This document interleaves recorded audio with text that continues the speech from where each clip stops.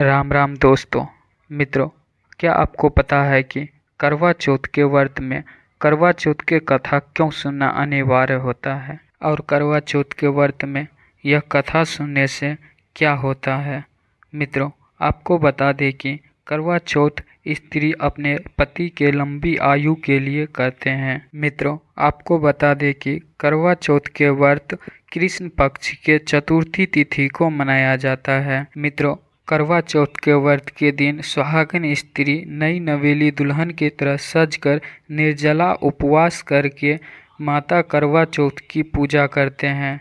इस पूजा में भगवान शंकर और माता पार्वती की पूजा किया जाता है और उन्हें प्रसन्न किया जाता है।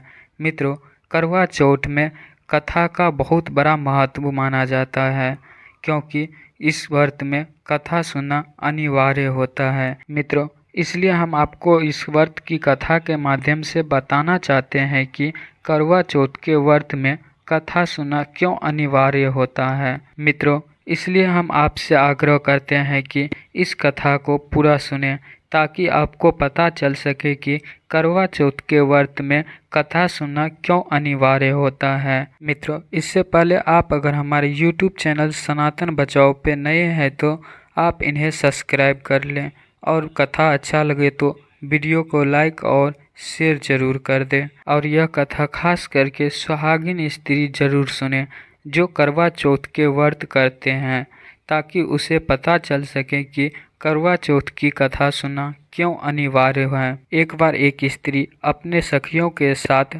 करवा चौथ की पूजा कर रही थी और वह माता करवा चौथ की कथा भी सुन रही थी। मित्रों, लेकिन वहाँ पर जो भी स्त्रियाँ करवा चौथ की पूजा कर रही थी उनमें से एक स्त्री के एक पुत्री भी थी जो वहीं बैठकर सभी सुन रहे थे और देख रही थी। मित्रों, जब सभी स्त्रियां करवा चौथ की कथा सुनकर माता पार्वती और भोलेनाथ की आरती करके जब पूजा संपन्न की तभी उनमें से एक स्त्री की पुत्री पूछी, माता करवा चौथ की पूजा में कथा क्यों सुनते हैं? क्या बिना कथा सुने माँ यह व्रत नहीं किया जा सकता है क्या? तब वह स्त्री अपनी पुत्री को अपने पास बैठाकर बताई कि तुम्हें ऐसे समझ नहीं आएगा, मैं तुमको एक कथा सुनाता हूँ जिससे तुम्हें यह पता चल जाएगा कि कथा क्यों सुना जाता है। मित्रों, वह स्त्री यह सोचा कि अभी तो भगवान शिव और माता पार्वती का पूजा ही संपन्न हुआ है, लेकिन करवा चौथ के व्रत में भगवान शंकर और माता पार्वती के पूजा के साथ साथ चंद्रदेव की भी पूजा किया जाता है और चंद्रदेव के उदित होने के बाद ही उसको अर्घ देकर पूजा पूर्णतः संपन्न करना पड़ता है। इसलिए वह स्त्री सोची कि तब तक मैं अपनी पुत्री को यह कथा सुना दूं। तब वह स्त्री अपनी पुत्री से कहती है कि बहुत समय पहले धर्मपुर नामक एक गांव था जिस गांव में एक ब्राह्मण रहता था।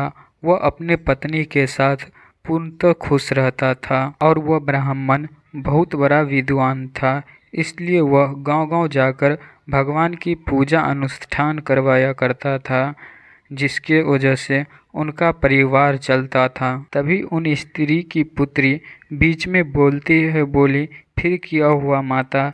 तब स्त्री ने बताया कि देखो, ध्यान से कोई भी कथा को सुनो ताकि वह कथा में जो भी कहानी छुपी हुई है वह तुम्हें समझ आ सके और पूरी कथा सुनने से ही उस कथा में छुपी सीख को तुम अपने जीवन में उपयोग कर पाओगी। इतना कहकर वह महिला फिर से अपना कथा प्रारंभ किया और वह अपने पुत्री से बताया कि वह ब्राह्मण सभी गांवों में पूजा अनुष्ठान करवाया करता था, लेकिन वह अपने खुद के घर में कभी पूजा अनुष्ठान नहीं किया करता था। लेकिन उस ब्राह्मण की पत्नी जिसका नाम भाग्य लक्ष्मी था वह बहुत धार्मिक थी और वह सभी देवी देवताओं को नियमित रूप से पूजा करती थी। और ऐसे ही एक दिन ब्राह्मण की पत्नी भाग्य लक्ष्मी एक मंदिर में पूजा करने गई थी जहाँ पर उनके एक पुरानी सखी मिली थी जिसका नाम था कमला। लेकिन उस ब्राह्मण की पत्नी जिस मंदिर में पूजा करने गई थी वह मंदिर धर्मपुर गांव से बहुत दूर था, इसलिए वह सवेरे गई और वहाँ पर उन्हें अपनी सखी को देखकर कुछ बातें करने लगी। जिसके बाद ब्राह्मण की पत्नी भाग्यलक्ष्मी के सहेली कमला ने बताया कि कल तो करवा चौथ है, तुम तो जरूर आओगी इस मंदिर में पूजा करने। तभी उनकी पत्नी ने बोली, मुझे करवा चौथ के बारे में नहीं पता है, यह व्रत कैसे किया जाता है और इस व्रत को करने से क्या होता है। उसके बाद कमला ने भाग्यलक्ष्मी से बताया कि यह करवा चौथ है और इस व्रत को करने से पति की लंबी आयु प्राप्त होती है। इस व्रत में भगवान शंकर और माता पार्वती की पूजा किया जाता है, जिससे प्रसन्न होकर माता पार्वती सदा सुहागिन रहने का आशीर्वाद देती हैं। और इस व्रत को सिर्फ सुहागिन स्त्री ही करती है और इस व्रत को करने के लिए स्त्री को निर्जला उपवास रखना पड़ता है और शाम को माता पार्वती और भोलेनाथ की पूजा करनी पड़ती है। जिसके बाद वह पूजा खत्म करके भगवान चंद्रदेव के उदित होने के बाद उसे अर्घ देकर तब अपना निर्जला उपवास पूर्ण करती है, वो भी अपने पति के हाथों से। करवा चौथ की पूजा के बारे में ब्राह्मण की पत्नी भाग्यलक्ष्मी जानकर अपने घर लौट आई। उसके बाद वह अपने घर में करवा चौथ की पूजा के लिए तैयारी करने लगी, लेकिन भाग्यलक्ष्मी की सखी कमला ने उसे करवा चौथ की पूरी जानकारी दी ही नहीं थी। इसलिए वह जैसे जैसे बताया था वैसे ही ब्राह्मण की पत्नी पूजा करने के लिए पूजा की तैयारी कर रही थी। और दूसरे दिन प्रातः सुबह से ही वो निर्जला उपवास करके भाग्यलक्ष्मी करवा चौथ की व्रत कर रही थी, लेकिन उसे पूरी कथा नहीं सुनने के कारण वह आधी अधूरी व्रत की। लेकिन करवा चौथ के व्रत में ब्राह्मण की पत्नी भाग्यलक्ष्मी करवा चौथ की कथा नहीं सुनी थी, जिससे माता करवा क्रोधित हो गए और माता करवा क्रोधित होने के कारण भाग्यलक्ष्मी के पति ब्राह्मण पर अपना आशीर्वाद नहीं दिया, जिसके कारण ब्राह्मण उस दिन से बीमार रहने लगा और वह दूसरे गांव पूजा पाठ करवाने भी नहीं जाता था, जिसके कारण ब्राह्मण के घर की आर्थिक स्थिति बहुत गिर चुका था। जिसके बाद ब्राह्मण की पत्नी भाग्यलक्ष्मी अपने पति को लेकर अनेकों वैद्य के पास गए,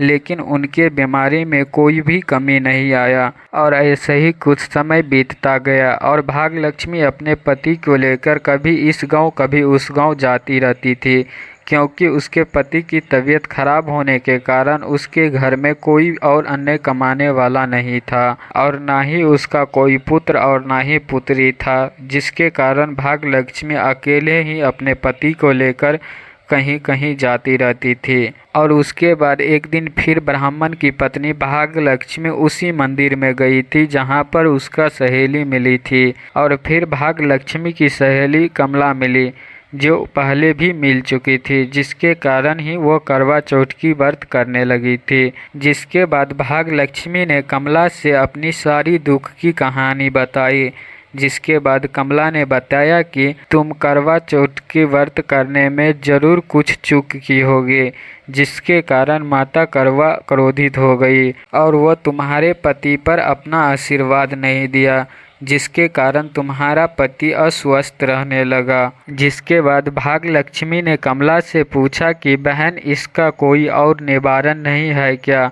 तब कमला ने बताया कि अगले करवा चौथ के व्रत में तुम पूरी विधि विधान से पूरा व्रत करना। जिसके बाद भाग्यलक्ष्मी ने कमला से पूछा कि बहन, अगर पूरी विधि विधान से करवा चौथ की व्रत करेंगे तो मेरे पति पुनः स्वस्थ हो जाएंगे। तब कमला ने बताया कि मैं तुम्हें एक कथा सुनाती हूँ, जिसके सुनने से तुम्हें समझ आ जाएगा।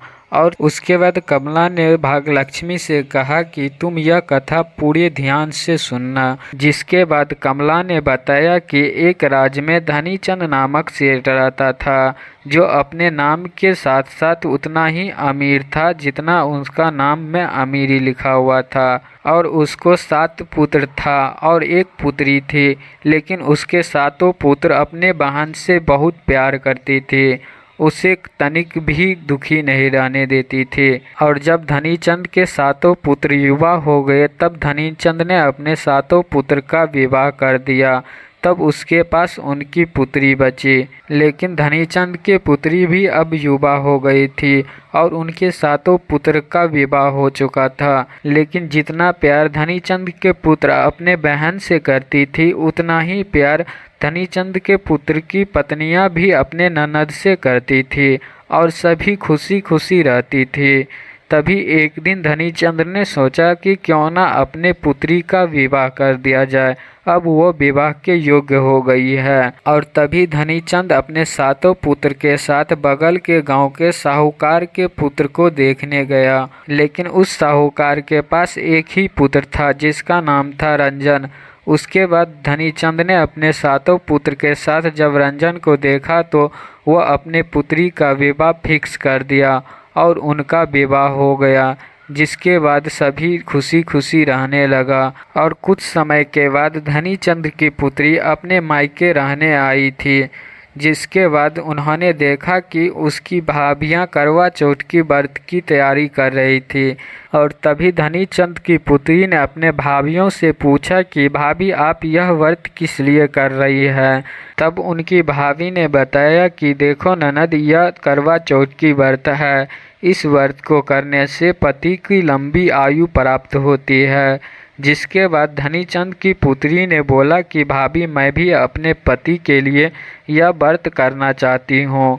तब धनीचंद की बहुओं ने बोली कि इस व्रत को करने के लिए स्त्री को पूरे दिन निर्जला उपवास करना पड़ता है और शाम को माता पार्वती और भगवान शंकर की पूजा अर्चना करने के बाद और जब रात को एक पहर के बाद जब चंद्रदेव उदित होते हैं तब उन्हें अर्घ्य देकर अपने पति के हाथों से अपना व्रत पूरा करती है। और तब धनीचंद की पुत्री अपने भाभियों से पूछी कि मेरे पति तो अपने गांव में है, तब मैं इस व्रत को कैसे करूंगा। तब उनके भाभी ने बताया कि अगर तुम्हारे पति अपने गांव में है तो तुम उसके फोटो को देखकर अपना व्रत पूरा कर सकती हो।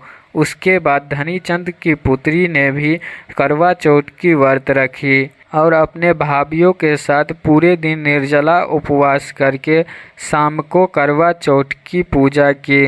और जब यह बात धनीचंद के पुत्रों को पता चला तब वह बहुत दुखी हुआ, क्योंकि वह अपने बहन से अत्यधिक प्यार करता था, जिसके कारण वह उन्हें भूखा नहीं देख सकता था। और तभी सातों भाई सोचने लगा।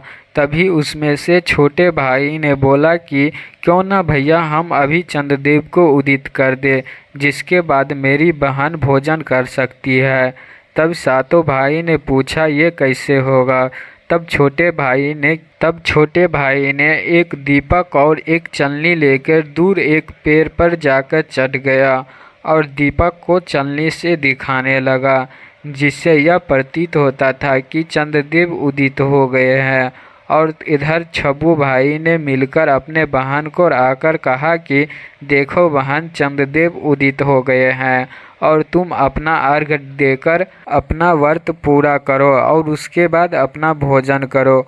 उसके बाद धनीचंद के पुत्री ने अपने भाभियों के पास गया और उनसे कहा कि चलो भाभी, चंद्रदेव उदित हो गए हैं, अर्घ्य दे देते हैं। उसके बाद उनके भाभियों ने बोला कि तुम जाकर अभी दे दो, मैं थोड़ा यह काम निपटाकर उसके बाद चंद्रदेव को अर्घ्य देंगे। उसके बाद धनीचंद की पुत्री ने अपने भाइयों के द्वारा बनाए गए चंद्रदेव को अर्घ्य देकर अपना भोजन करने के लिए बैठी। और जब वह अपना पहला निवाला उठाया तो उसमें एक कंकर बजरा, जिसके बाद वह दूसरा निवाला उठाया, उसमें एक केस निकला। और जैसे ही वह तीसरा निवाला उठाया कि उन्हें समाचार मिला कि उनका पति मृत्यु का प्राप्त हो गया है। और जैसे धनीचंद की पुत्री को यह समाचार मिला तो वह तुरंत अपने भाइयों के साथ वह अपने ससुराल पहुंची, लेकिन ससुराल वाले ने उसे ताना मारने लगा, यह कहकर कि तुम अभागिन हो, तुम कुलक्षणी हो। ऐसे अनेकों ताना देते हुए उन्हें ससुराल वाले ने उसे भगा दिया। जिसके बाद धनीचंद की पुत्री अपने भाइयों के साथ वापस अपने घर पर पहुंची और अपने भाइयों से पूछने लगी कि क्यों ऐसा हुआ। और तब धनीचंद की पुत्र की पत्नियों ने अपने ननद से बताया कि यह तुम्हारे भाइयों के द्वारा किए गए गलती का परिणाम है, जिसके कारण तुम्हारा पति मारा गया।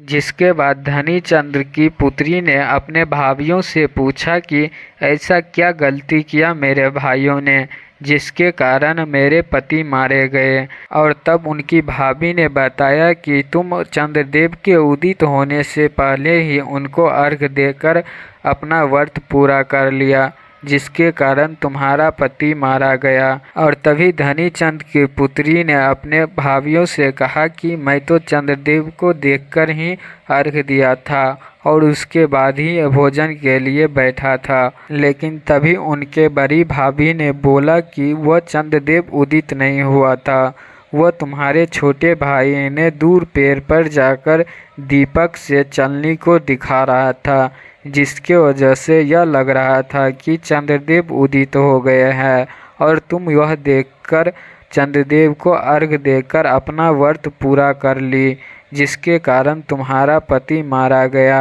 और तभी धनीचंद की पुत्री ने अपने भाभी से पूछा कि भाभी इसका निवारण के लिए कुछ नहीं है क्या।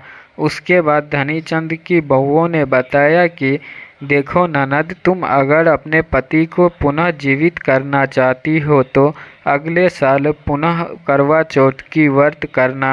और एक खास बात यह है कि तुम अपने पति को सबको तब तक संभाल कर रखो जब तक वह जीवित ना हो जाए।